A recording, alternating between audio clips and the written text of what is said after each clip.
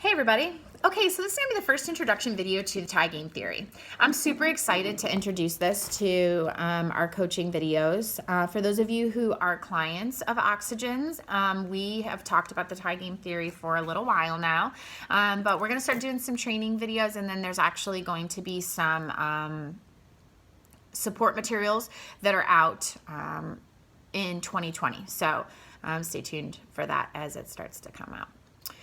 So when I was having my children, one of the things that I did to kind of get out and keep my postpartum in check was that I started coaching 5th and 6th grade girls basketball. And I loved it.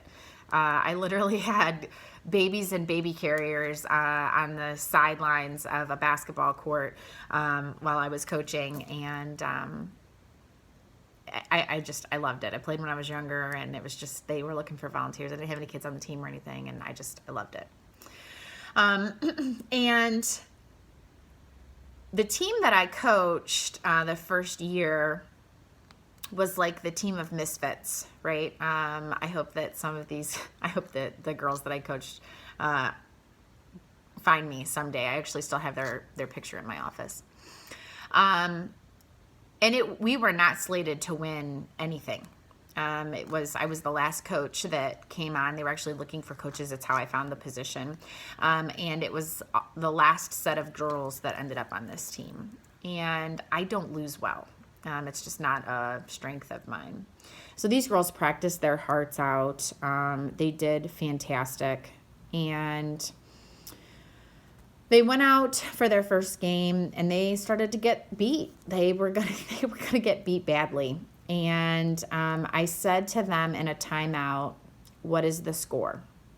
And of course, they all went to look for the scoreboard. And I said, "No. Don't look at the scoreboard. What is the score?" And they all kind of looked at me oddly. And I said, "The score of this game is 0-0. It is a tie game. Keep playing."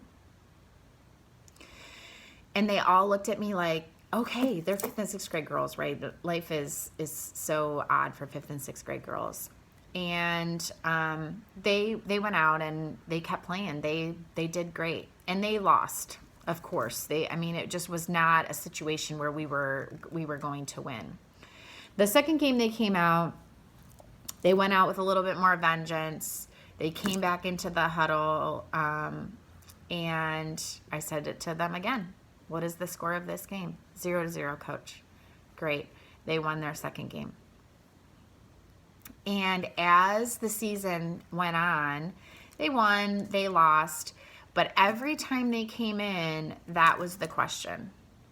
So it wasn't ever about what the score of the game was. It's about every time we go out, we play like it's a tie game. We play like the score is not, "Oh my God, we're killing them. We can let up now." Or, "Oh my God, we're getting killed. What are we going to do?" Every time we reset 0-0, no matter how much time is on the clock, we play our hardest every time. And in the end, those girls had a winning season. And they learned so much about not just the fundamentals of playing basketball. We can teach people to dribble the ball. We can teach people to lay the ball up. We can teach people how to run drills and run plays and play defense and man-to-man and all of the pieces that come with playing ball. We can do that. But what we struggle to learn or teach our young people is a mindset about winning and losing. And even beyond that, a mindset of beating someone else or being beat. And as adults, I don't know that many of us can sit down and say, "Oh yeah, I'm good at losing." Now, we can say that, but that doesn't necessarily mean that we are good at losing. We also have kind of been taught over the years to say, oh yeah, I don't need to win. I know, or, you know, but the reality is I like to win. I don't necessarily like to beat someone else. I don't like to beat someone excessively, but I like to win. So if we go into our lives, any part of it, it's not even a professional moment, but if we go into every part of our lives, like it's a tie game, no matter what is on the clock, and you're looking at that scoreboard and it says you've got an undetermined amount of time, because we never know how much time we have left, and the score is 0-0, the play is yours, what are you going to do? Are you going to pick up the phone and make the next sales call? Are you going to put the phone down and play with your kids? Are you going to make the next risky decision? Are you going to make the hire? Are you going to make the fire? Are you going to plan the trip? Are you going to ask the girl? What is it that you're going to do if it is a tie game? Play is yours. I think if we ask ourselves that question, in 90% of the situations we find ourselves in, we would make a different decision than what we currently make, because we decide that we'll do it another time. Now, there's way more to the tie game theory, and we're going to talk about that as the videos build up. And like I said, there's a ton of support materials and things like that. There's actually going to be a whole specific channel and things coming. But I wanted to get this out there because I think that coming up on the end of the year, as we start to release this and get some of this content out, we need to be in this mindset, right? The holidays are a great place to even begin this. Do we want to spend time with our families, or do we want to stay at work?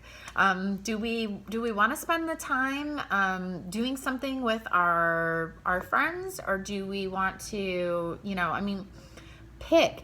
If it's 0-0 with an undetermined amount of time on the clock, what choice do you choose? I know I personally make this mistake very often, and I have to check myself. Specifically, I have a daughter who works a ton of hours in her job. Some days she loves it, some days she doesn't.